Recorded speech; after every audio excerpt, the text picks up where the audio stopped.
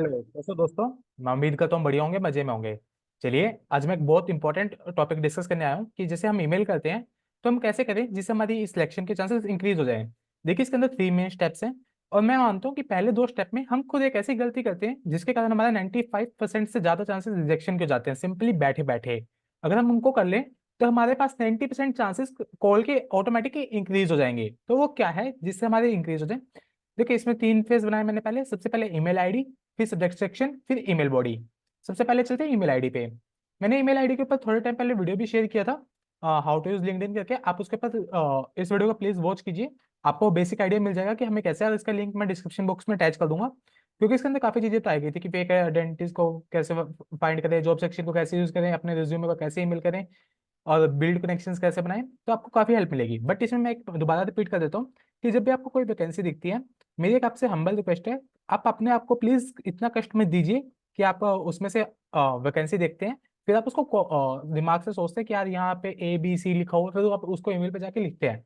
Please एक humble request है, उसको कॉपी पेस्ट करिए एज इट इज। कई बार एक छोटी सी माइनर एरर हो जाती है और हमें वैकेंसी की नीड है, बट वो हाथ से चली जाती है क्योंकि हमारी ईमेल प्रॉपर नहीं जा पाती अपने एड्रेस पे। तो इसमें मैं आपको एक बार दोबारा बोल रहा हूँ कि जब भी आपको वैकेंसी दिखे please copy and paste there. अगर हल्की सी, वैसे 99.9% बिल्कुल ठीक ईमेल पोस्ट होती है। अगर एक आधी गलत होगी तो कोई ना, आप उनसे बोल सकते हैं कि सर आपकी ईमेल गलत है। बट अगर आप उसमें से आपका हल्का सा एरर हो जाता है और थोड़े टाइम बाद आपको वो आते हैं कि यार सॉरी आपकी मेल डिलीवर नहीं हुई या कुछ नहीं, तो बैठे बैठे आप एक अपॉर्चुनिटी का लॉस कर देते हैं। तो इसके क्या, आपका सबसे पहला स्टेप ये हो गया कि ईमेल को हमेशा कॉपी पेस्ट करना है, कुछ भी कष्ट नहीं देना दिमाग को। सेकंड आता है मेरा सब्जेक्ट सेक्शन। इसमें क्या होता है, 90% से ज्यादा एप्लीकेशन ऑटोमेटिकली रिजेक्ट हो जाती है और इसमें हम बैठे बैठे कुछ चांस देते हैं कि हाँ, आ जा तुम्हारी एप्लीकेशन को रिजेक्ट कर दे। ऐसा क्यों होता है? क्योंकि ना मोस्टली अगर आप लिंक्डइन पे कभी ऑब्जर्व करोगे, जो मैनेजर डायरेक्टर कभी भी वैकेंसी पोस्ट करता है तो वो स्पेसिफिक मेंशन करते हैं कि हमारे पास रिज्यूमे इस नाम से देना, IDT _Gurgaon, DT _Gurgaon, job application this इस प्रोफाइल में इस लोकेशन पे। हम क्या करते हैं, उस्ताद बन जाते हैं। उस्ताद इन द सेंस, हम देखते हैं कि यहाँ पे ओपनिंग है और ये ईमेल है। अब ईमेल को हमने कॉपी पेस्ट किया और सब्जेक्ट है वो हम ऑटोमेटिक जो हम चिपकाते आ रहे हैं वो चिपका देते हैं।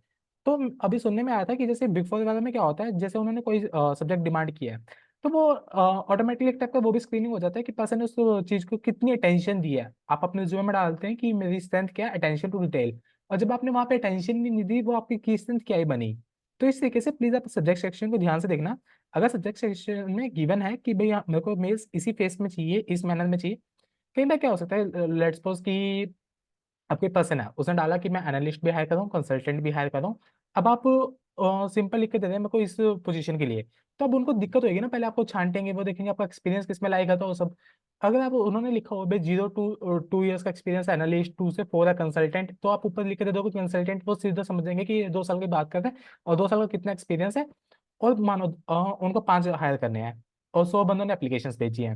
अब 100 में से 10 ने बिल्कुल परफेक्ट भेजा और 90 ने उल्टी सीधी भेजी है। आप खुद ही देख लीजिए कि 90 को रिजेक्ट करना चाहिए नहीं करना चाहिए। अब मैं 5 के लिए पूरी 100 के 100 को नहीं देखूंगा ना।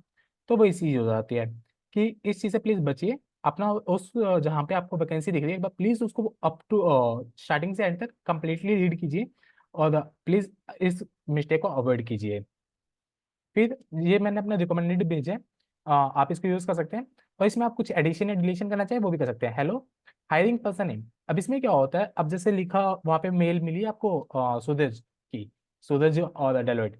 अब बंदे क्या करते हैं, डियर सर मैम कर देंगे। ये साफ पता चल रहा है कि उनका नाम सूरज है और वो मेल है। अब मेल है भाई, तुम्हें सूरज नाम नहीं यूज करना। कई जनों को फील होता है कि यार ये मेरे से बढ़िया। मैं वैसे देखो ऑर्गेनाइजेशन में हमेशा नाम से बुलाया जाता है। सर मैम बहुत अनप्रोफेशनल हो जाता है एक टाइप का। तो रेफर करना है कि आप नेम ही लिखें। अगर नेम नहीं लिखते तो आपको अगर पता चला आइडेंटिफाइबल है कि वो मेल है तो प्लीज डियर सर, फीमेल है डियर मैम। अगर रेयर केस होता है क्योंकि कुछ ऑर्गेनाइजेशन में काफी कॉम्प्लेक्स ईमेल होती है जिसमें हमें पता नहीं चल पाता, तो वहां पे सर मैम का यूज कीजिए।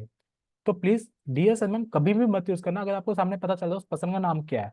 वो बहुत अनप्रोफेशनल हो जाता है और वो भी एक रिजेक्शन का चांस बन जाता है। Hope you are doing well. हम ग्रीटिंग्स तो करते हैं, मेरा नाम क्या है, जो भी आपका वो बता देना। जो आपकी क्वालिफिकेशन है, जो जो आपने किया है वो डाल देना। आपकी यूनिवर्सिटी, आप किस चीज़ के लिए अप्लाई कर रहे हैं वो डाल देना। आपकी डोमेन क्या है कि मतलब internal audit, statutory audit, direct tax, indirect tax. आपकी प्रेफर्ड बेस लोकेशन क्या है वो डाल देना। अगर आपकी एक ही है तो एक डाल देना, दो तीन, या अगर आप पैन इंडिया के लिए ओपन है तो एक दो डाल के, बट ओपन फॉर ऑल ऐसा कुछ यूज कर लेना। अगर आप किसी के रेफरेंस यूज करना चाहते हैं तो वो रेफरेंस का नाम भी मेंशन कर सकते हैं। अगर आपके पास एक्सपीरियंस है तो कितने महीने का है, कितने साल का है, और कहाँ कौन सी कंपनी से है, किस डोमेन में है, और आपने अगर उसके अंदर कुछ की मेजर प्रोजेक्ट्स किए हैं तो आप उसको भी हाईलाइट कर सकते हैं अपने यहाँ पे। और ये लिख सकते हैं कि मैंने अपना रिज्यूमे अटैच किया प्लीज, जिससे आपको मेरे को अंडरस्टैंडिंग मिलेगी, और waiting for the positive response ये भी डाल देना। थैंक्स एंड रिगार्ड्स, ये आपका नेम। कई जन बोलते हैं फोन नंबर डालने के ना डालें, रिकमेंडेड रहता है कि आप डालें, क्योंकि हम हमेशा अपनी पूरी इन्फॉर्मेशन देते हैं कॉन्टैक्ट की, और ये सिर्फ रिकमेंडेड है।